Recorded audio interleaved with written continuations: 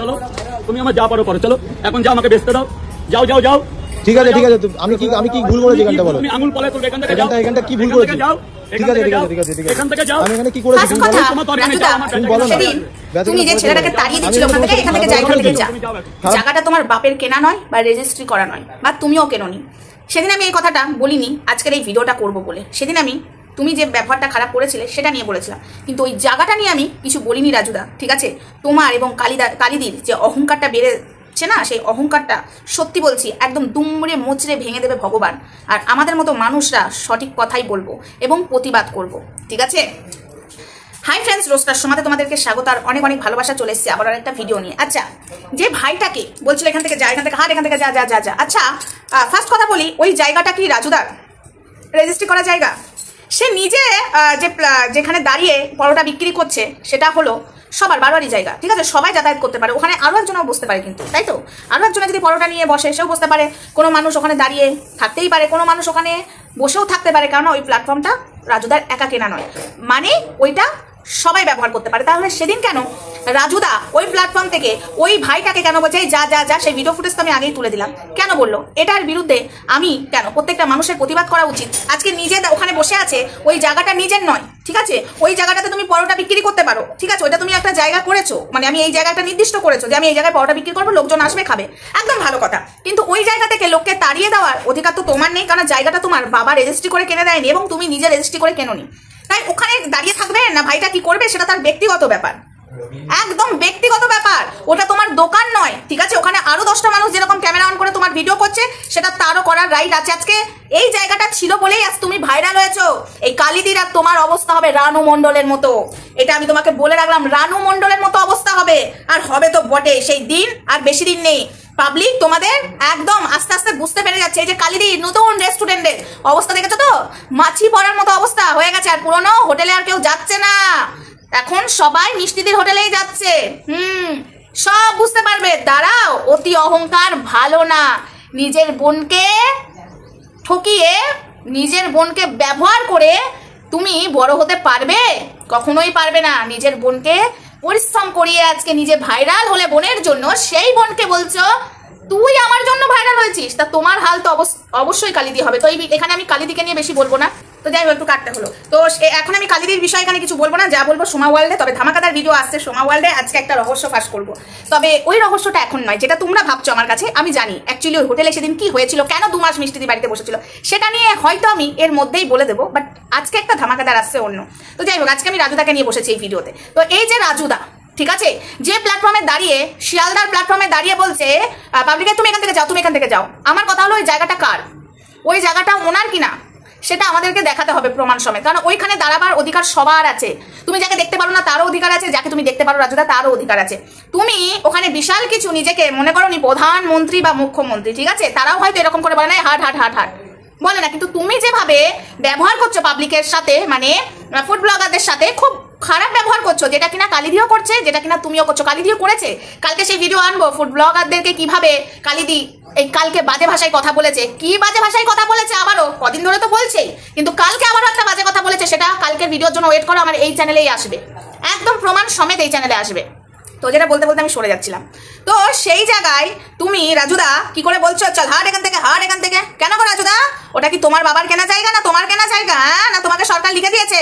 কি গো, এটাই আমার বক্তব্য। ওই ভাইটা, যে ভাইটা ভিডিও করেছো, সেই ভাইটা তুমি এই কথাটা বলতে পারো নি, অতীব তুমি ভদ্র বলে, তাই তোমার এটা বলা উচিত ছিল এই জায়গাটা তোমার নয়। আমি যদি ওখানে থাকতাম না, রাজুদাকে বুঝিয়ে দিতাম আমি কি জিনিস, আর ওই জায়গাটা কার বুঝিয়ে দিতাম, ওনার বাপের রেজিস্ট্রি করে কেনা না ওনার রেজিস্ট্রি করে কিনে রেখেছে সেটা বুঝিয়ে দিতাম।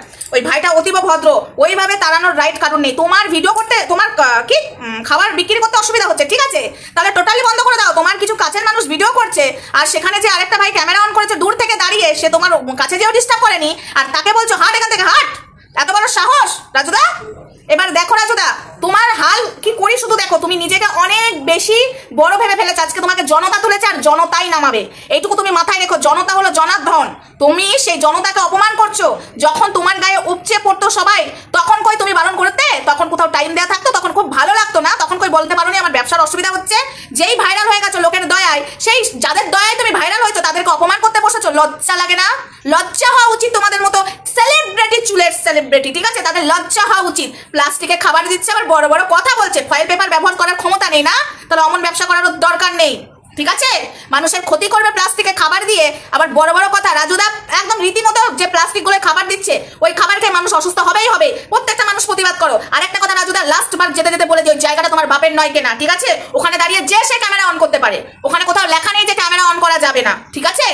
তাহলে তুমি যদি খোলা আকাশের নিচে বিক্রি করতে বসো, তাহলে তোমার মুখ সবাই তুলবে, ভাইরাল মানুষের মুখ। তাহলে তোমাকে একটা দোকান করতে হয়, নিজের পার্সোনাল দোকান। ওখানে লিখে দেবে আমার ফটো তুলবে না, আমার ভিডিও তুলবে না, আমার দোকানে এসে এরকম করে ভিডিও করা যাবে না, খাবার খাবে চলে যাবে, লিখে দেবে। আর তুমি যে জায়গায় দাঁড়িয়ে করছো সেটা হলো প্ল্যাটফর্ম, সেখানে সবার অধিকার আছে। তোমার যেমন অধিকার আছে দাঁড়িয়ে পরোটা বিক্রি করা, সেরকম অধিকার সবার আছে দাঁড়িয়ে ক্যামেরা অন করার। আকাশের নিচে, খোলা আকাশের নিচে যদি ক্যামেরা অন করো, মানে সরি খাবার বিক্রি করো, তাহলে সবাই করবে। আজকে জনতাই তোমাকে তুলেছে, বড় বড় কথা অনেক বলে ফেলেছে। এবার রাজুদা তোমাকে দেখাবো মজা। একটা নোংরামো করার লিমিট থাকে, পাবলিকের সাথে খারাপ ব্যবহার করছো। আর ওই ভাইটাকে বলছি এবং প্রত্যেকটা মানুষকে আমি বলে রাখছি, তোমাদেরকে যখনই রাজুদা বলবে এখান থেকে যাও যাও, তোমরা বলবে এই জায়গাটা আপনার, রেজিস্ট্রি করা নয় তোমাদের। তোমরা ওখানে 2 ঘন্টা 3 ঘন্টা 4 ঘন্টা দাঁড়িয়ে থাকতে পারো, কাউকে ডিস্টার্ব না করে তোমরা ওখানে দাঁড়িয়ে থাকতে পারো, সেই অধিকার তোমাদের আছে। এবং ওখানে লেখা নেই যে ভিডিও করা যাবে না। তুমি তোমার ভিডিও করতে পারো, তোমার ভিডিও করতে করতে কারোর যদি মুখ চলে আসে সেটা আলাদা ব্যক্তিগত ব্যাপার, ঠিক আছে? সেটা মানে সেটা আসতেই পারে, আলাদা ব্যক্তিগত ব্যাপার নয়, সরি সেটা আসতেই পারে। খোলা আকাশের নিচে কোনো ভাইরাল মানুষ পরোটা বিক্রি করছে, তাহলে হবে কেন হবে না? তাহলে তার ফটো ভিডিও সব তোলা হবে।